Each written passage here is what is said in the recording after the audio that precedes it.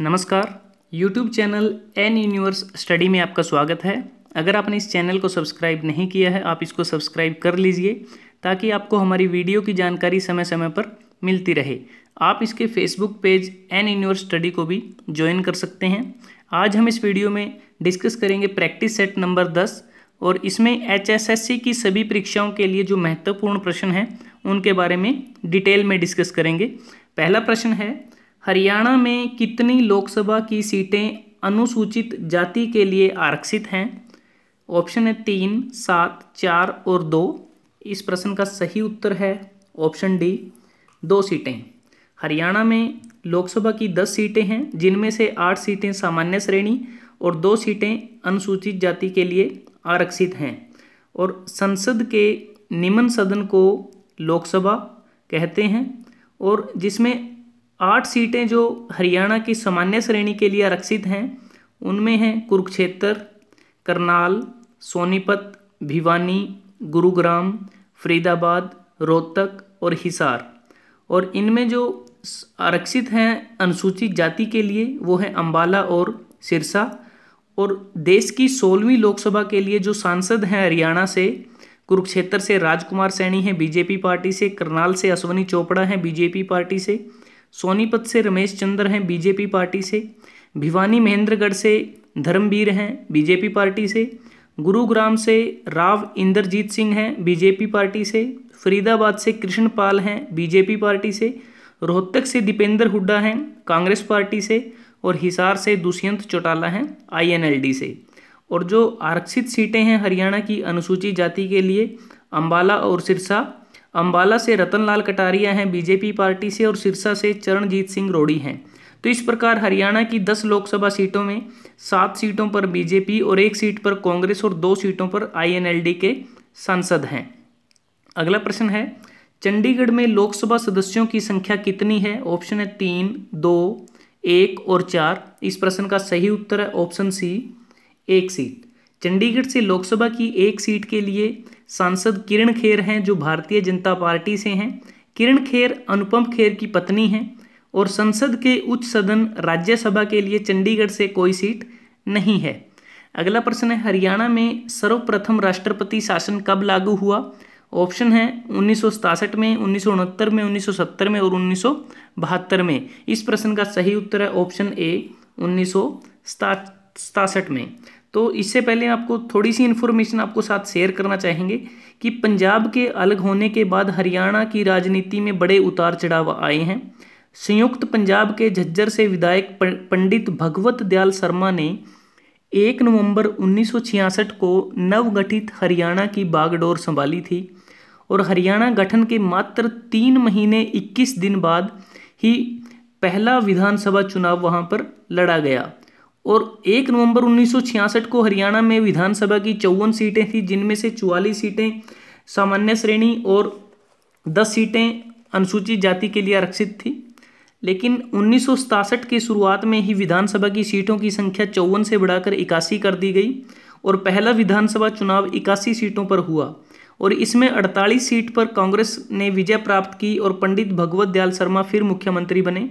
राजनीतिक उठापटक के चलते मात्र 13 दिन में ही उन्हें मुख्यमंत्री की कुर्सी से उतरना पड़ा और इसके बाद 24 मार्च 1967 को राव वीरेंद्र सिंह प्रदेश के पहले गैर कांग्रेसी मुख्यमंत्री बने विकास हरियाणा पार्टी की तरफ से। लेकिन 7 महीने 27 दिन बाद उन्हें भी 2 नवंबर 1967 को कुर्सी छोड़नी पड़ी और 2 नवंबर 1967 को पहला राष्ट्रपति शासन लागू हुआ। मई 1968 में मध्यावधि चुनाव हुए और बंसीलाल हरियाणा के मुख्यमंत्री बने कांग्रेस पार्टी की तरफ से। और हरियाणा में 3 बार राष्ट्रपति शासन लागू हुआ है। दूसरी बार 30 अप्रैल 1977 को और तीसरी बार 6 अप्रैल 1991 को। अगला प्रश्न है, हरियाणा में कितने विधानसभा क्षेत्र अनुसूचित जाति के लिए आरक्षित हैं? ऑप्शन है 16, 17, 18 और 19। इस प्रश्न का सही उत्तर है ऑप्शन बी, 17। क्योंकि हरियाणा प्रदेश 1 नवंबर 1966 को भारत के 17वें राज्य के रूप में अस्तित्व में आया था और हरियाणा में उस समय 54 सीटें थी। 54 सीटों में 44 सामान्य श्रेणी और 10 आरक्षित थी अनुसूचित जाति के लिए। और 1967 के शुरुआत में इस संख्या को बढ़ाकर 81 कर दिया गया और 1977 में फिर से विधानसभा की सीटों को बढ़ाकर 90 कर दिया गया और वर्तमान में भी हरियाणा विधानसभा में 90 सीटें हैं, जिसमें 73 सीटें सामान्य श्रेणी और 17 सीटें अनुसूचित जातियों के लिए आरक्षित हैं। और वर्तमान में 13वीं विधानसभा है और शासक दल भारतीय जनता पार्टी है। और हरियाणा राज्य के 17 आरक्षित विधानसभा क्षेत्र इस प्रकार से हैं: बावल, भवानीखेड़ा, घूला, होडल, इसराना, जज्जर, कलानौर, कलांवली, खरखोदा, मुलाना, नरवाना, नीलोखेड़ी, पटौदी, रतिया, साडोरा, शाहबाद और उकलाना।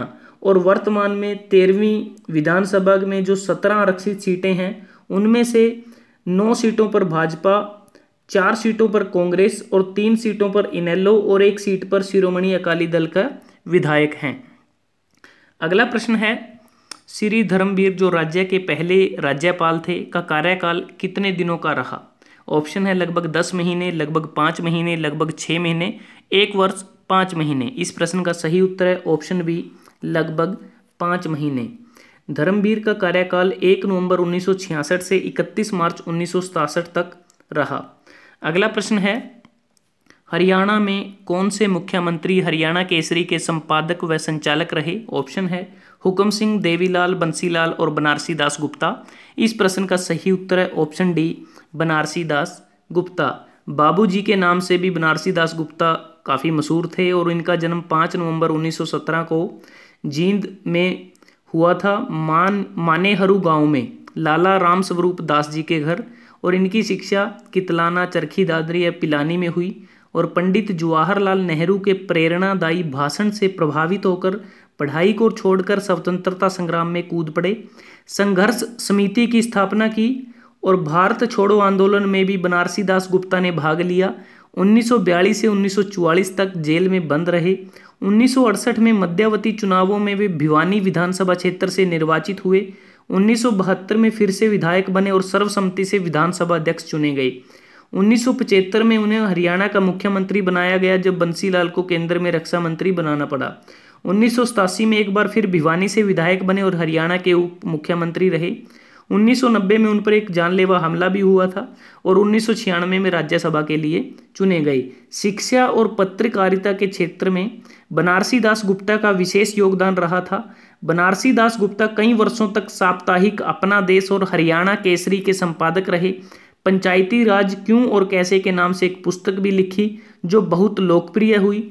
89 वर्ष की आयु में 10 मई 2007 को हरियाणा का यह सपूत चिरनिंद्रा में लीन हो गया।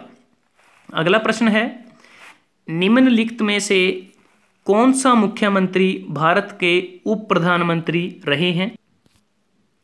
ऑप्शन है भजनलाल, बंसीलाल, भगवत दयाल शर्मा और देवीलाल। इस प्रश्न का सही उत्तर है ऑप्शन डी, देवीलाल। देवीलाल का जन्म सिरसा जिले के चौटाला गांव में 17 जुलाई 1987 को हुआ था और वर्ष 1930 में अपनी शिक्षा अधूरी छोड़कर ये स्वयं सेवक बन गए। वर्ष 1942 के आंदोलन में इनकी भूमिका सक्रिय रही तथा इन्हें कारावास की सजा मिली। वर्ष 1952 में ये पंजाब में कांग्रेस के सदस्य बने तथा वर्ष 1962 के चुनाव में कांग्रेस के विरुद्ध चुने गए और विपक्षी दल के नेता बने। हरियाणा राज्य के गठन में इन्होंने महत्वपूर्ण भूमिका निभाई। वर्ष 1977 में जनता पार्टी की सरकार में ये हरियाणा के मुख्यमंत्री बने। ये हरियाणा के मुख्यमंत्री 2 बार बने, पहली बार 21 जून 1977 से 28 जून 1979 तक और दूसरी बार 17 जुलाई 1987 से 2 दिसंबर 1989 तक। और वर्ष 1989 में केंद्रीय सरकार में उप प्रधानमंत्री बने और उप प्रधानमंत्री का इनका कार्यकाल 2 दिसंबर 1989 से 21 जून 1991 तक रहा और ये भारत के 6ठे उप प्रधानमंत्री बने। और 1996 में इंडियन नेशनल लोकदल पार्टी के ये फाउंडर रहे, उसकी स्थापना की और 6 अप्रैल 2001 में इनका निधन हो गया। अगला प्रश्न है, हरियाणा के वर्तमान राज्यपाल का नाम बताएं। ऑप्शन है धर्मवीर, जगन्नाथ पहाड़िया, महावीर प्रसाद, कप्तान सिंह सोलंकी। इस प्रश्न का सही उत्तर है ऑप्शन डी, कप्तान सिंह सोलंकी। कप्तान सिंह सोलंकी हरियाणा के 15वें राज्यपाल हैं और 27 जुलाई 2014 से वो हरियाणा के राज्यपाल हैं। और धर्मवीर हरियाणा के पहले राज्यपाल थे और इनका कार्यकाल 1 नवंबर 1966 से 31 मार्च 1967 तक रहा। जगन्नाथ पहाड़िया हरियाणा के 14वें राज्यपाल थे और 27 जुलाई 2009 से 26 जुलाई 2014 तक इनका कार्यकाल रहा। महावीर प्रसाद हरियाणा के 11वें राज्यपाल थे और इनका कार्यकाल 14 जून 1995 से 13 जून 2000 तक रहा। अगला प्रश्न है, हरियाणा राज्य से संसद के निम्न सदन के लिए कितनी सदस्य संख्या आवंटित है? ऑप्शन है 5, 12, 10 और 2। मैं आपको बताना चाहूँगा कि जो संसद का गठन है उसके 3 अंग होते हैं, राष्ट्रपति, लोकसभा और राज्यसभा। राज्यसभा संसद का उच्च सदन कहलाता है और लोकसभा संसद का निम्न सदन कहलाता है। तो इस प्रश्न में हमसे पूछा गया है कि संसद के निम्न सदन के लिए कितनी सदस्य संख्या आवंटित है, तो इसका मतलब हरियाणा में लोकसभा सीटों की संख्या कितनी है। तो इस प्रश्न का जो सही उत्तर है वो पहले प्रश्न में हम डिस्कस कर चुके हैं। इस प्रश्न का सही उत्तर है ऑप्शन सी, हरियाणा में लोकसभा सीटों की संख्या 10 है, जिसमें 8 सीटें सामान्य श्रेणी और 2 सीटें अनुसूचित जाति के लिए आरक्षित हैं। मैं एक बार फिर से आपको बताना चाहूँगा, जो हरियाणा में 8 सीटें सामान्य श्रेणी के लिए हैं उनमें कुरुक्षेत्र, करनाल, सोनीपत, भिवानी महेंद्रगढ़, गुरुग्राम, फरीदाबाद, रोहतक और हिसार, और 2 आरक्षित सीटें हैं अम्बाला और सिरसा। अगला प्रश्न है, हरियाणा के प्रथम गैर कांग्रेसी मुख्यमंत्री कौन थे? ऑप्शन है देवीलाल, भगवत दयाल शर्मा, राव वीरेंद्र सिंह और बंसीलाल। इस प्रश्न का सही उत्तर है ऑप्शन सी, राव वीरेंद्र सिंह। राव वीरेंद्र सिंह वर्तमान के गुरुग्राम लोकसभा सीट से राव इंद्रजीत सिंह के ये पिता हैं और इनका जन्म 20 फरवरी 1921 को रेवाड़ी में हुआ था और 24 मार्च 1967 से 2 नवंबर 1967 तक हरियाणा राज्य के पहले गैर कांग्रेसी मुख्यमंत्री रहे विकास हरियाणा पार्टी की तरफ से। राव वीरेंद्र सिंह मात्र 17 दिन के लिए हरियाणा विधानसभा के दूसरे अध्यक्ष भी रहे, 7 मार्च 1967 से 23 मार्च 1967 तक। 1971 में 5वीं लोकसभा के लिए विशाल हरियाणा पार्टी की तरफ से सांसद चुने गए। सितंबर 1978 में उनकी पार्टी का कांग्रेस में विलय हो गया और 1980 में फिर से वे 7वीं लोकसभा के लिए कांग्रेस पार्टी की तरफ से सांसद बने। 1984 में तीसरी बार फिर से सांसद बने, लेकिन बोफोर्स घोटाले के कारण 1989 में कांग्रेस और सांसद पद से इस्तीफा दे दिया और जनता दल पार्टी को ज्वाइन कर लिया। 9वीं लोकसभा इलेक्शन में जीत के बाद चंद्रशेखर सरकार में कैबिनेट मंत्री बने। 1996 में राजनीतिक गतिविधियों से संन्यास ले लिया। 30 सितंबर 2009 को 89 वर्ष की आयु में इनका निधन हो गया। तो दोस्तों, अगर आपको ये वीडियो अच्छा लगा आप इसको लाइक कर सकते हैं, शेयर कर सकते हैं सोशल साइट पे, फेसबुक पे, ट्विटर पे, व्हाट्सएप पे अपने दोस्तों के साथ, स्टूडेंट्स के साथ, और एन यूनिवर्स स्टडी को सब्सक्राइब करना मत भूलें। और जल्द ही हाजिर होते हैं प्रैक्टिस सेट 11 लेकर। तब तक के लिए धन्यवाद और आपका दिन शुभ रहे।